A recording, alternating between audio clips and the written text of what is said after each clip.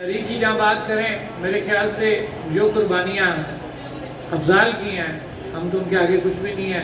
پھر جس نظریے کے اوپر یہ چلے اور مرتے دم تک اس پہ قائم رہے، اس میں بھی کوئی دوسری رائے نہیں ہے. میں اسی بینر کو سامنے رکھتے ہوئے بات کروں گا، آزادی اور حق ملکیت. تو میرے خیال سے جتنا میرا اس کا ساتھ گزرا، آزادی پہلے دن سے وہ آزادی کی بات کرتا رہا اور آخر تک وہ آزادی کا نعرہ لیتے ہی اس دنیا سے چلا گیا. ملکیت کی بات کروں گا تو میں روزمرہ کی جو ہماری بات چیت ہوتی تھی یا شہر کے اندر کے جو ہمارے معاملات تھے، اس میں دریا بچاؤ کو ذکر اگر میں نہ کروں یا اس نیلم جیلم پروجیکٹ کا ذکر میں نہ کروں، دریاؤں کے موڑنے کا میں ذکر نہ کروں، تو میرے خیال سے یہ افضال سلیریہ کے ساتھ بہت بڑی زیادتی ہوگی. کیونکہ میں واحد وہ گواہ ہوں. آج ہم سب لوگ باتیں کر رہے ہیں، میرے جیسا بندہ بھی اٹھ کے دریا بچاؤ کی بات کر رہا ہے، ریاست کی بات کر رہا ہے، اپنے حقوق کی بات کر رہا ہے، آزادی کی بات کر رہا ہے.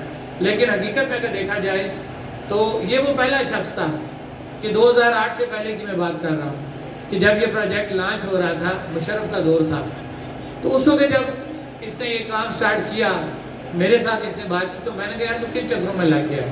سچی بات آتا ہوں، میں نے بھی اس کو اگنور کیا. میں نے کہا افضال بھائی تو کس کام میں لگ گیا، کس نے یہ دیکھنا ہے کب بننا ہے پروجیکٹ، کیا ہونا ہے. لیکن یہ بندہ ڈس ہارٹ نہیں ہوا، یہ لگا رہا اپنے کام میں. پھر 2013 آیا، جب کام لگ گیا تو مرکزی خدمت تاجران کے پلیٹ فارم سے ہمیں وہی افضال کی بات جو وہ 2008 میں کر رہا تھا وہ ہمیں کرنا پڑی.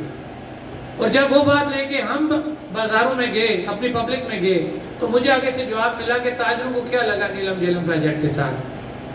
اب یہ بے بسی آپ دیکھیں کہ ابتدا اسی بندے کی تھی، شمع اس نے جلائی، پھر دریا بچاؤ پہ ہم آگے سارے سب لوگ ہمارے ساتھ اکٹھے ہوئے، لیکن وقت گزر چکا ہوا تھا.